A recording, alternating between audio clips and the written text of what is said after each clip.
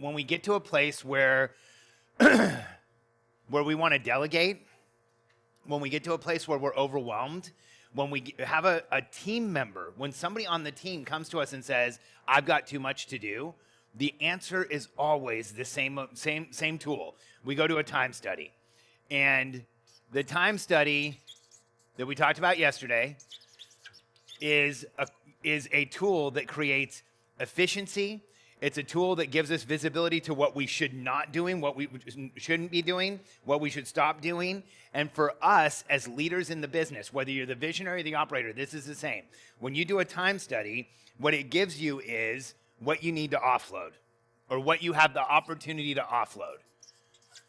And I want to make sure that we all understand that offloading is a process. We analyze the time study, we prioritize what we're going to give up, we prioritize what we're going to hand off. And so the next step in this process, and we went through it yesterday, but I want to make sure that it's clear is how we're doing this, is you determine what you're going to offload, and then we go into a process creation. Because here's what happens with delegation over and over again, is there's this delegation boomerang. How many of you have had the experience of delegating something to somebody and within 2 weeks you're doing it again? It comes right back to you. Or we delegate it to somebody and then it doesn't get done well, so we jump right back in and now we're doing it with them. And so the way that delegation works is by following a step-by-step process, slowing down, making sure you're methodical. And so part of this is there's the time study where you determine what to offload. There's process creation, which is this is done with you. Yesterday, Irvin said, I sit down and I make these process documents where it's down to the click. You should not do that. You shouldn't do that. If you sit down and you're creating a whole process documentation in a vacuum and then you hand it to somebody, they're not part of the process. And people always ask me, when I'm delegating to something to somebody, how much of that process do I have to document? Easy. Let them do it. They know how much they need documentation better than you. And so you do it with them. You create documentation. So there's process creation, which is done with you. And this creates the documentation. And by doing it this way, it may feel slower because what we want to do is determine what we're going to offload and hand it to somebody. But what we want to do is be able to determine what we're going to offload and delegate it permanently. And permanent delegation requires process. It requires first creating the process done with you, having documentation around that process, then the process being implemented,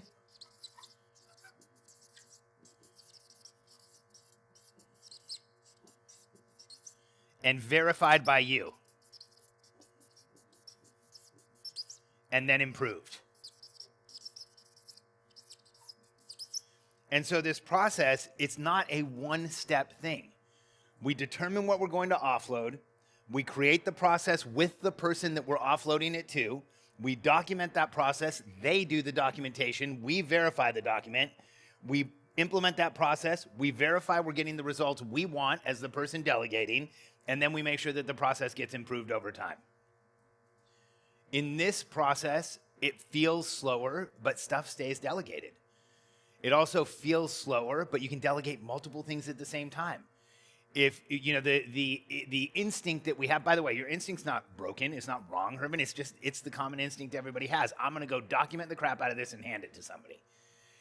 But the difference between doing it that way is that if we do it this way, that person that we're delegating to is co-creating it with us. They're involved in the process. They own the process. We don't own the process. So if there's a challenge in the process, who's going to fix it? They will. They own it. If you go document everything and you hand it to somebody and then it doesn't work out, who owns that? You do. It comes back to you. And the team member can always say, hey, this wasn't done correctly. And so we talked about this a ton yesterday. I just wanted to make sure that today, and I actually was like thinking about this when I was going to sleep. I wanted to make sure that we talked about that there are steps to this. And each one of these steps is a crucial step in the process of getting something to be delegated permanently so it never comes back to you. And if you lose the person that goes through this process with you, if they give you 2 weeks notice, They go through this process with the next person, you don't. If this person leaves, you now have documentation where you can go through the process with the new person. And here's the key, is if you don't have a lot of time, that's why the time study is so important, because it's going to reveal to you what the biggest opportunity is today. The time study will give you clarity as to what you need to offload. So for you, Allison, where it's like, I don't have enough time, so I can't get help, so I get stuck in this place, the time study is going to give you clarity as to what is that thing, or what is the thing this quarter or this month that you should be offloading so that you can get that time back. Does this make sense to everybody? Okay, before I close the subject of delegation, and the reason we spent so much time on it was I think 70% of the issues that people had coming in this month or this event were delegation issues.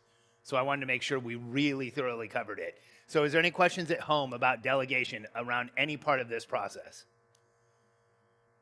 No? Okay. Anybody here? I have a question. Grace, go ahead. And then we'll give can you throw the mic over to Scott?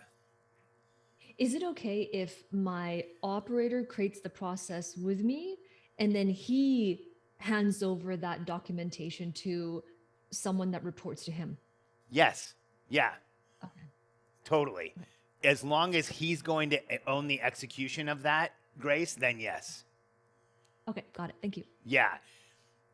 As your team grows, I would recommend that if you're delegating something to somebody on the team, that you shortcut that and you start teaching your team how you can delegate.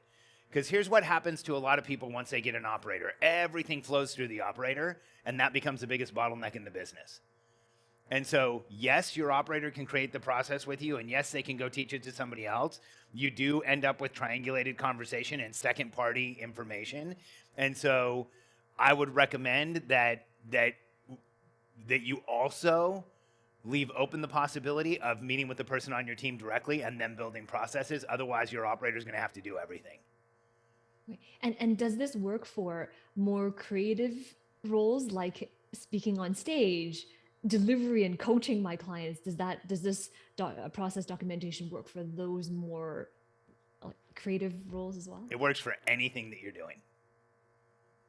It works for anything you're doing. And the thing to be careful with when you're doing like speaking on stage, and again, remember I shared the story yesterday of I was the only person who spoke on stage, and then we ended up with a team of 12 speakers that at any given time. Katie and I don't think I finished that story. The year after we built the speaker team, we had 305 or 307 events in a year. There's no way I could have done them. It was physically impossible. There were some weeks where we had 7 or 8 events going on in a week. And so it works for anything as long as you don't get yourself stuck in that thinking of, like, I'm the only one who can do this, or there's no process to this. I hear that from coaches all the time. They're like, oh, but Alex, here's the problem. I'm the only person in the world that coaches like I do, and I don't have a process. And you do. You always have a process. If you transcribe 3 or 4 of your calls, you're going to see that there's a clear process in those coaching calls, and then you document that process and you figure out how you can delegate it to somebody else. So am I understanding you correctly that when you train those 12 speakers to speak and scale your speaking, was it that the 12 speakers you were training were in the room with you and they were asking you questions to induce the process from you? No, right? Was that? So no, I trained. So first, there was one other one. I trained Tony. I trained Tony. We had 3 speakers that I trained. I trained Tony, Dolores, and Vanessa. And then once they have taught enough classes, we made them master speakers and they trained all the other speakers. But at the very beginning, when I created the process with Tony, and I didn't do it with my operator, I did it with the person who was going to do it.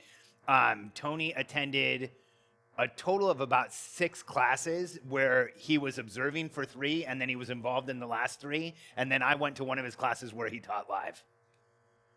Ah, okay. So when you trained Tony, the first time you trained Tony, was it over the process? Was it like a train the trainer kind of a deal? No, he was in the room. Oh, it was literally trained by observation. It was trained by observation, and I met with him at every break, and we documented out like exactly what process I was using together. Okay. Did Tony used to be a part of your team in a different role before he became a? Okay. No. So you found Tony how? How do? Yeah, he kind of came to us, Grace, because he was a speaker and he was really interested in what we were doing. But that's not a good example. The rest of the speakers that we found, we put out job descriptions and they came to us. Actually, that's not fair. Dolores came to us through Tony, and Vanessa answered a job thing. And nobody at home can hear you.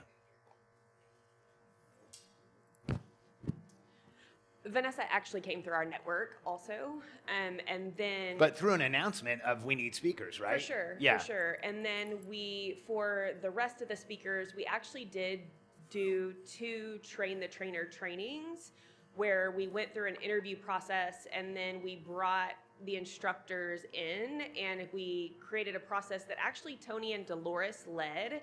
Alex was not involved. He popped over and did an hour where he kind of set the tone, and I also set the tone. And then I stayed in the room and conducted the speaker training with Dolores and Tony for 3 days. And it was actually kind of hey, we're going to train you to be a trainer, and then you might get the job. So you may not, based on how we feel like your speaking quality is, but you're actually going to come out with a skill set regardless, and they paid to be in that training. And so that's actually how we did it. And by the end, we had 14 different instructors. At a time. I think total we had 20. Yeah. So, did that answer the question, Grace? Yes. Awesome. Of course, that produces a lot of thoughts, but yes, it does. So, what could you do? Prioritize. What will you do, Grace? Who else? Is there anyone else who has a question on this subject of delegation? Let's get the mic over to Scott, please. Katie? I think it's an observation followed with a question. So in the absence of this process, what I experienced was Visionary was doing all the sales. He was the best at it. Grew the company to 10 million. Offloaded sales by literally moving out of the area and just stepping back without the absence of this. Yeah. So I had to figure it out. I'd observed him, but we never documented anything. Yeah. Now I'm the bottleneck because I did my time study and I realized 60% of my time was managing clients and thought, oh, well, I'm the best at it. And now I'm realizing I got to get out of my way because now I have a sales team of 3 guys that with nothing to document. So they're kind of doing it all in their own way. Yeah. So my questions were more around, and I think you just answered it through sharing how you did it in a group setting is I don't want to develop the process. They probably have better ways than I even do. I mean, they're closing deals faster than I am. I'm now the bottleneck going, I have these contracts I need to present and close deals, and they're closing deals before me. Yeah. And so would you advise getting them in a room and we do this together? 100%. Co-create. Yes. And I recently did 2 podcasts on this subject. I think I shared it with you yesterday, didn't I? Okay. I've got a podcast, 822. It's called Get Unstuck in Sales. And it goes through the process, Scott. And then in the platform, there is a section called Offloading Sales. And for sales specifically, what you want to do when you do this documentation part, this is specifically for sales. There's 3 parts that you want documented. You want customer journey for sales. That means there's a flow chart that shows the salesperson the whole process the customer goes through from beginning to end. Then you want script, which is the document that shows this is how we take somebody through this process. And so you want the customer journey flow chart, the script, and God, I'm drawing a blank on the third thing. Oh, part of this script is you want to document what the mindset is. So one of the problems that we have when we offload sales in any company is that we offload the tactics, but we don't offload the thought process. And when you're doing sales, you're asking a question. And so if you tell a salesperson, well, then you have to ask a question what kind of build do they want? And you don't tell the salesperson, look, I leave it open-ended because I want them to give me more information. I want to understand where they're coming from. That's why I just asked this question. What will eventually happen is the salesperson's like, oh, well, everyone wants this kind of build. So I'm going to just ask the question, do you want this kind of build? And so they'll close down questions, they'll change your process. So when you're putting this together with your sales team, don't just document the script, document the thought process behind it. This is why we do it this way. Does that make sense, Scott? It does. Cool. Where I see a lot of sales delegation break, and it's like one of the most common places that stuff breaks in a business, sales gets delegated, it starts going really well, and then it stops going really well, is because salespeople, like anybody else, have the habit of trying to take the path of least resistance. And oftentimes in a sales process, you want to introduce resistance in the sales process in the form of open-ended questions, in the form of creating a dialogue that gets the other person to buy into your process. And if you don't share the mindset behind that, they'll often truncate it, and then sales go down significantly.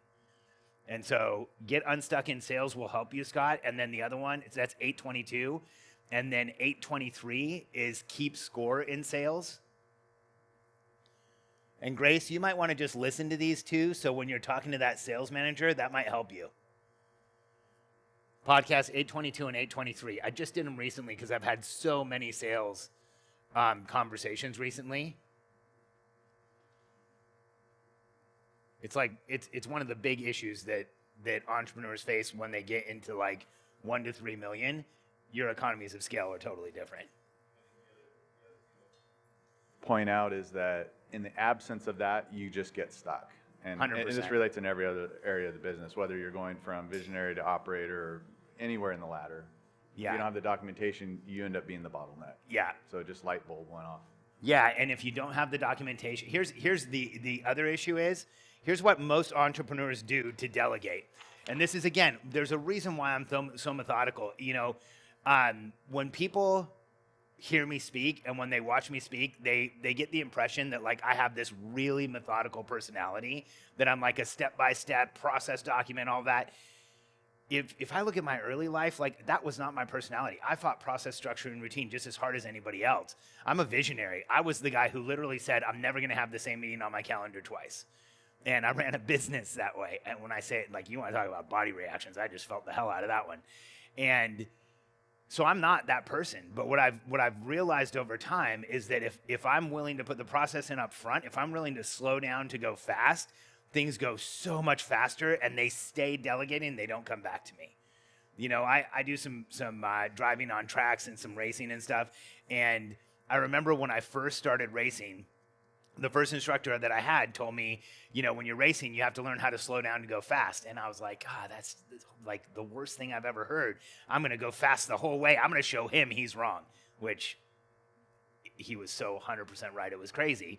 And, you know, when you're going really fast in a car, you have to slow that car way down to hit the apex of a turn. And then you can put the power down and go like crazy. And so when you're delegating a process, if you slow down just enough to delegate it, you can put the power down and it never comes back to you.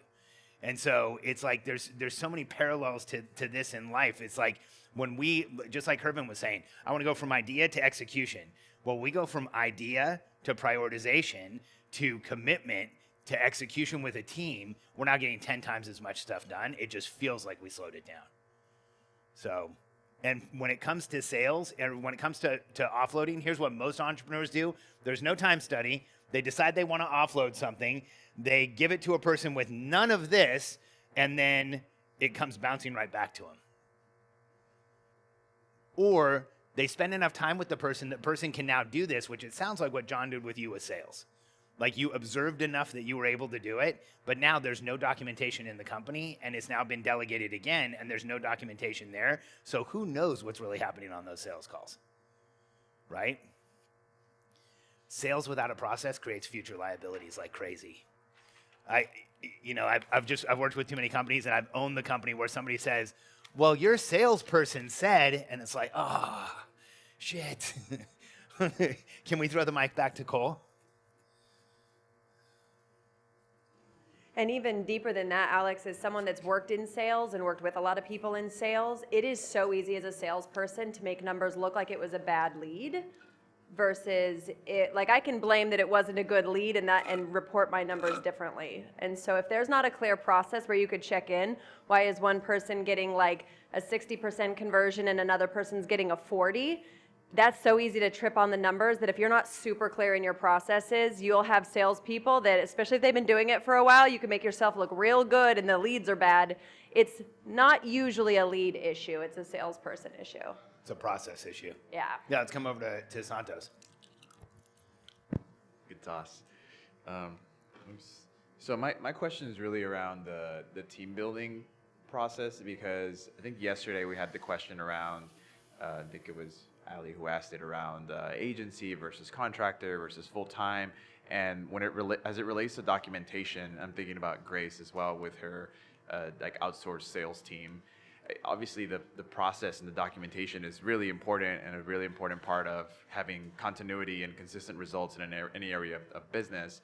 So how do you approach documentation, or maybe it's just a pro and a con that you have to consider when hiring an agency, for example? How do you approach documentation when working with outside contractors or working with agencies, and in terms of like being able to get the documentation when they're an external team, if that makes sense? I think it makes sense. I want to make sure that I answer the question you're asking, Santos. Yeah. So are you saying, how do I create documentation with an outside agency, or is that what you're asking? I'm asking about how do you approach it, like in Grace's situation, for example, like would she have the agency create documentation for her and then take it and run with it and like do their sales process, and then it just never comes back? Or can she put it into the job description or into the job that it comes back to her? Like, how does she make sure that she's getting the value of documentation from the people that are supporting her? That they're selling it the right way. That they're actually following a process. Is that what you're asking? Yeah, and that she also gets documentation so that if she ever needs somebody else to take care of that role, she can have somebody else just kind of pick it up and go, versus not having documentation at all. Okay. Yeah. So I'm going to ask this in general terms, not just for sales, like what you just asked for Grace. So if we're hiring an agency, if you're hiring an agency to do anything but specifically sales, I would require that you understand the script and require that you're getting recordings of calls. Because sales, getting a bunch of sales is awesome. Getting a bunch of people who were sold in the wrong way is tragic. And it creates massive liabilities. And there's been too many. There's this new thing online. How many of you guys get messages from people who are a closer and they just want to die to sell your product? Do you guys get those online? I get like probably 10 a week on Instagram. Do you guys get them? Where it's like, hey, my name's Juan Carlos and I live in Spain and I'm a high ticket closer and this is how great I am. Are you guys seeing any of that? Okay, so if you're in the online space, you get those inquiries. Like, I get them multiple times a week. I have an entire, like all of the stuff that gets filtered in my Instagram box is all the salespeople, the PR companies that want to put me on the cover of Forbes, and there's like one other thing that comes in constantly. You know what I'm talking about? And so with sales, with outsourced sales, I would require that I understand the script and that they go through the script with me and that they're using our dialogues and our scripts, and that I would require that I was getting recordings of the phone calls, and that there is a documented process that those salespeople are following. Because if you bring in quote unquote high ticket closers that don't follow your process, most of the time what they're using is manipulation and high pressure techniques to get people to buy. And in my experience, when you use high pressure techniques and manipulation to get people to buy, their expectations go up to the point where they're very difficult to keep happy. Got it. So how would someone like, say, Grace, for example, handle that, where there's an agency coming in and, you know, they're going to position as the experts, they know how to do it best or whatever. Maybe they're going to get her process. Does she ask them to give them to create documentation, flowchart, script, mindset documents based on her process, and then gets access to recordings and everything that they're doing that you just mentioned, and that becomes part of their job, even though Yes. I'm sure they normally don't document processes. In my experience, in my experience, there's two types of closing agencies. There's the one that I just described where they're using manipulation and high pressure, and they don't need to know a lot about your product or your service. And what they want to know is what people's pain is, and they get people on the phone, amplify their pain, give them a solution, and use high pressure techniques to get them to buy. That's a really challenging sales process. You end up with people who have very high expectations coming in and feel a little challenged and manipulated coming into your program. Yeah. I've talked to other agencies, like quite a few. Actually, Gabe Arnold just connected me with another company that does sales, where what they do is they sit down with somebody like Grace. They listen to 5 or 6 phone calls. They create a script. They co-create it with the person that's been doing sales. Yeah. They role play that script with the person that's been doing sales. Then they fully document it, and that's how they train the outsourced salespeople. And so Could I I- was going to outsource sales in any way, I would make sure that that team is using a script that we know works. Got it. That makes Can I perfect chime sense. in? Yeah, could I chime in here? I feel like this conversation is about me, and I'm right here in the room, so I wanted to just. Well, it's chime really in and about the flag- subject of delegating, but you can totally jump in, Grace. Okay. Okay. So before I offloaded sales to this quote unquote agency, what I did was I interviewed several sales managers like that who have a remote sales team behind them.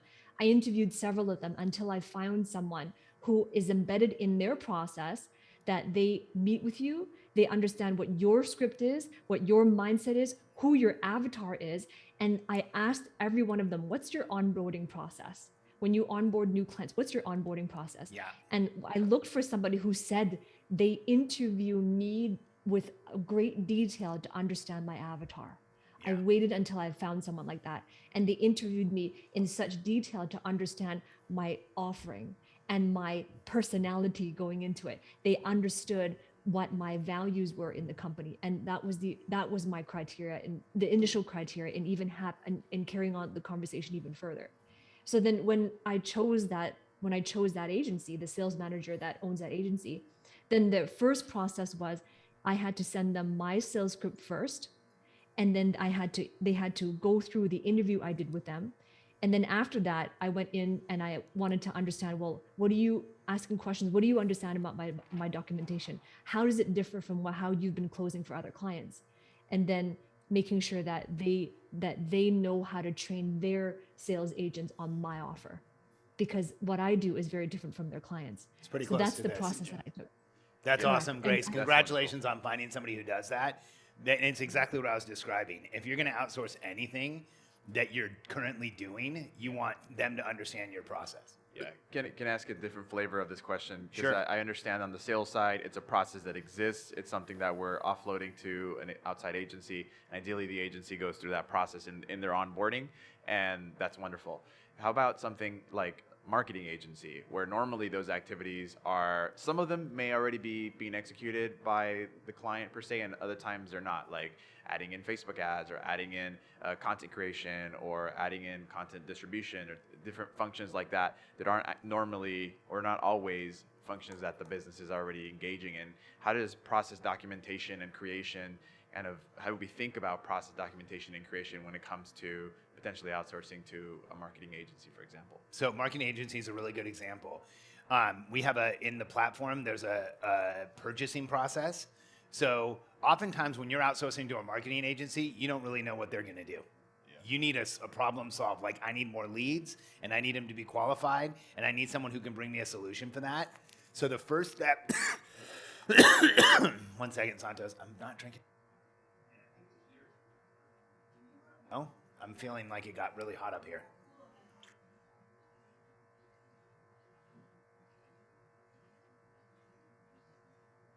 I need to bring a humidifier next time during the winter. So in a purchasing process like that, where you are hiring an unknown, where you're hiring expertise that you don't know how to do, the process that we would follow, and it's in the platform, but we would interview enough until we got down to where there was 3, where we would be happy with any one of the 3, and then we go into a deeper part of the interview where we want to see their processes. We want to understand how they do this. If an agency is telling you, we're going to run your Facebook ads better than anybody else, they should have a documented process that they can show you exactly how they do it and how they get repeated success. And so first step is interviewing a group of service providers that gives you perspective on what the service providers can do, because by interviewing 5 or 6 different service providers, you'll be like, okay, here's what agencies do. And here's the 2 or 3 that I felt were probably most effective for us. Then I would go to a second level with them and then ask them to show you how they do it. Got it. So essentially in that experience, they would be revealing that process that they have internally to you. Yeah. Got it. Yeah, and if an agency ever tells you, oh, we don't share our process, that is not the agency to work with. Good agencies will show you exactly how they do things and why they get results and why they're so good at it. In fact, the most talented agencies I know, the ones that are really, really good, typically the person who runs the agency is a speaker, and they go out and tell everybody step by step exactly what they do, but they know that you can't replicate it as well as they can. Katie and I were just at Alric Heck's event, And Alric runs Ad Outreach. They're a YouTube. They train you how to build a YouTube agency internally. And he had a friend of his get up that owns a Facebook agency, and he spent an entire hour on stage, and he's like, "Let me show you how we get results for our clients." And he spelled out the entire process. And in spelling out their entire process, I watched him. He walked off the stage, and we went to a break. There was 20 people around him. Got it. Love it. So just to summarize, when offloading, you provide that to the outside agency or contractor, and when engaging some new part or a different process that you don't currently have, you ask the expert to essentially reveal their documentation and their process to you. Yep. Got it. Thank you. Yeah, great question, Santos. It's like the difference between offloading a current practice and hiring expertise, and hiring a solution.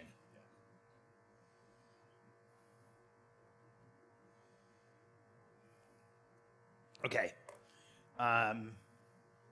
What time is it? We have about 15 minutes. So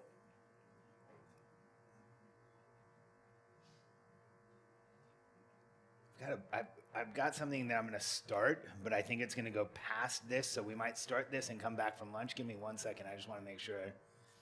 Is there anybody who has any other questions that I could fill 15 minutes with? I'm just kidding. Is there?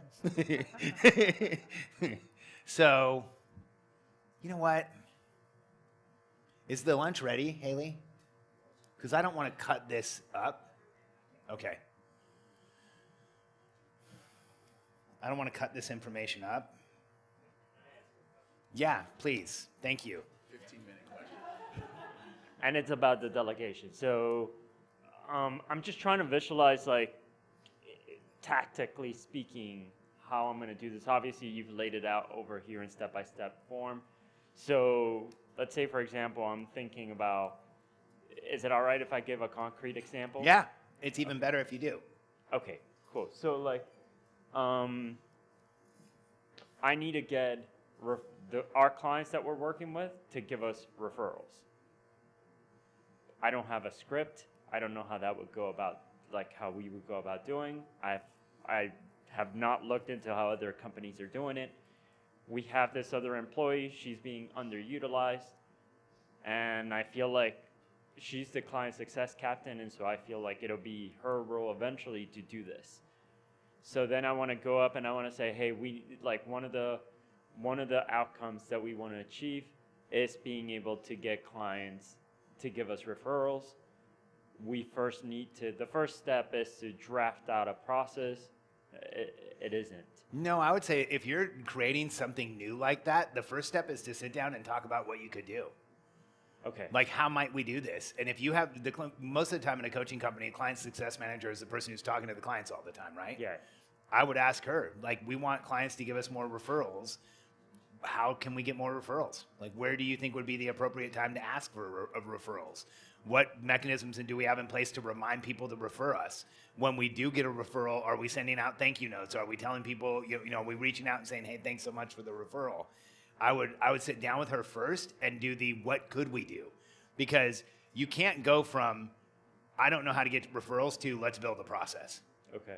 First, it's an exploration. It's like, what could we do, right? And remember, by the way, it all goes back to the same process. Hanging across, now I am going to flip through a bunch of these because I don't want to have to draw it again. But,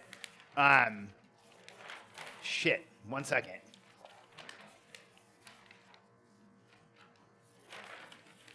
Oh, this is from the last event.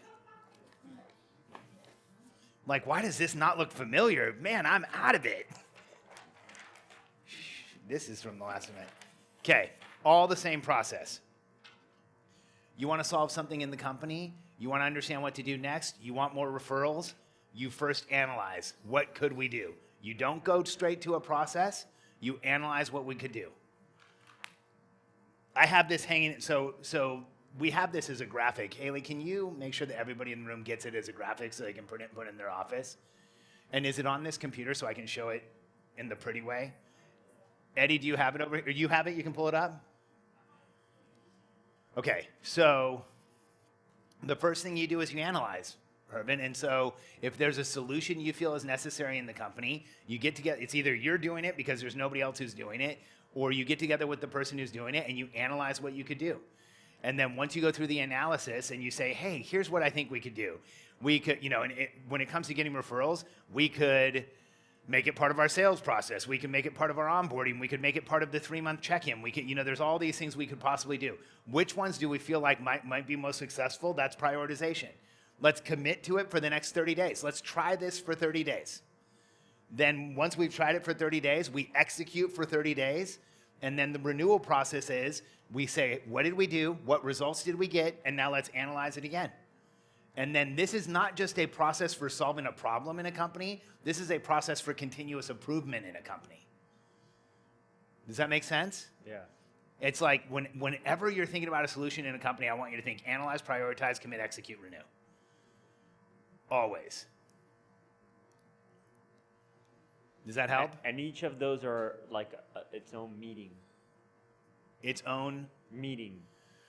It could be, or this like analyze, prioritize, and commit could happen in a half hour, Like if it's something that's not a huge issue, it's like, hey, we want to figure out how to, we want to make sure we take care of people that do referrals. Here, Eddie's going to put it up in the pretty, there, see how much better it is when I don't draw it. Let's say that you're like, okay, referrals are really important to us. We've got a good referral process. What do we do for people who are giving us referrals? Well, we could send them a gift. We could send them flowers. We could have a personal phone call. We could, recognize them at our events. We could do all this stuff. What should we do for the next 30 days? Well, you know what? Let's start out with handwritten notes and maybe a email from Hervin. And so, done. We've analyzed. We've prioritized. Let's do it for 30 days. Then let's execute over the next 30 days. Leave it alone. Go let it run for 30 days. Then come back, and when the renewal process is, what did we do? How did it work? What was the results we got? And then we go right back into analyze. Should we just keep doing this for the next 30 days, or is there something we need to change, something we need to tweak? How do we make this better? And so it's a process of ongoing. This is how you analyze in your company. Or not how you analyze. This is how you get to a point where you're creating solutions in your company. And then, And I'm as you're saying that, I'm thinking, because I want to avoid what I've been doing, which is like, I have this idea, I'm going to work on it and implement it. And so what I'm trying to figure out is, okay, this analyze, prioritize, commit to it is it's a meeting for that. And it could be, or it could be, hey, shoot me a Loom video with all the things that we could do, all the things like here's a task and come up with ideas that we could do. And let's analyze them over the Slack channel or something like that. It doesn't have to be, okay. Yeah, and for me, I try and keep myself going from idea to execution. So if I have an idea, I'll sit down and I write it out. Yeah. I write out my idea. So here's what's interesting for me. I've learned to slow things down and really follow a process. Again, I'm not process oriented. I'm remember when we were talking about what's comfortable? What's most comfortable for me is idea to execution. Let's go as fast as we can. Right. That's what's most exciting, most like chemically reactive in my body, all that stuff. Not anymore, but that's how it used to be. Now, if I go from idea to execution, I feel like I've exposed myself. Like I've been doing it for so long, I feel like I've actually created a liability when I do that. And so I'll sit down and I'll say, I have this idea. I take a blank sheet of paper. Sometimes it's 8.5 by 11. If it's a bigger idea, I have huge sheets of paper that I put on my desk, and I write. I process through writing. And I start writing out the idea, and I write out what elements it could have and how we could do it. Then I'm doing that analyze part all by myself. But even when I just do that of sitting down and writing out everything, from the idea I had before I started writing to the idea I have when I'm done, it's two completely different things. It's evolved, it's changed, it's matured, it's gotten better just by sitting down and going through that initial process. And then, okay, so you've nailed down the idea, you've written out all the things that you could do. Now from here, because it sounds like you're coming up with a lot of ideas, and then you have, and you're trying to prioritize them. Where you would that process, could it be a process where you do it by yourself, or do you always involve the team in it? It's dependent on what it is. Okay. It's really dependent on what it is. If it's It depends on if I need help. It depends on if I'm always, if it's something we're going to do in the company, it's always going to be part of a target and a 30-day goal, always. And so even when I do all the analysis myself and I'm like, okay, I'm going to write the outline for a new book, and I want us to do a new ebook and have it, but the ebook's going to go on the waterfall. The team's going to know that I'm doing it. I'm doing it on my own. I kind of like to write. I like to create that way, but the team's still going to understand it, even though I'm doing most of it. And then, so that makes sense. Thank you. Yeah, you got it. And then, as you're doing that, so I'm just kind of going through the process in my head as I'm asking. So you're answering like the process, and so, okay. So then you've decided you want to send thank you cards, and then you want to send an email, a personalized email. Then you write the process for how to do that, and then that's again, is that something I do on my own, or is that like I map it out on Miro and then I give it to the team, or we do it together, we co-create that together? For me, wherever possible, I'm co-creating a process with somebody. I don't want to own it. Okay. I don't want to own it. So that until it gets to, so you could go, and that's how I'm thinking about it in my head. I come up with a lot of ideas. So the analyzing, I could write down everything that I can think about. That's the brainstorming part. Then we're prioritizing, and I could do that whether it's with a team or by myself, depending on what it is. Then I go through, then committing, that's, okay, we're gonna do this. Then the process could be the place where it's like, all right, somebody else is gonna do this, let's co-create that together. Yes. Potentially, yes. If you already know what you need, you created that initial step, and then the execution is where you involve your team. I like to involve my team earlier in the process, like where I'm in it, unless it's something like I'm gonna go write an ebook. Because to me, when I'm writing an ebook right now, but it's like, or I've got the outline for an ebook, and now I'm gonna need an OTA to put it on, like how we're gonna use it, why I'm gonna write it, what it's gonna do, and it'll probably be on next quarter. And so I'm doing some of this on my own, and then it goes to an OTA. Then we prioritize it in an OTA. We commit to it, even though it's me doing it as part of the waterfall. I execute that commitment. Then we look at what happened with it, and then if we need to keep going on that, we do. If the ebook is finished, then it goes in and it does what it needs to do. Does that make sense? Yeah. Okay. Yeah. No, Awesome. yeah, I was trying to think about it tactically, like literally like that. That was really helpful. So thank you. Awesome. Thanks for asking the question. Let's hand it over to Edia.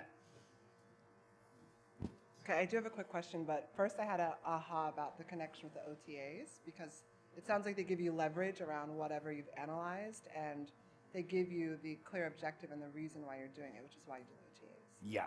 Got it. Yeah. Makes sense. Well, and it proves out the project, Edia, because what happens in so many entrepreneurial companies, it's like, we need a new lead magnet. Well, if you sit down and you analyze the 5 core functions, that's the first step.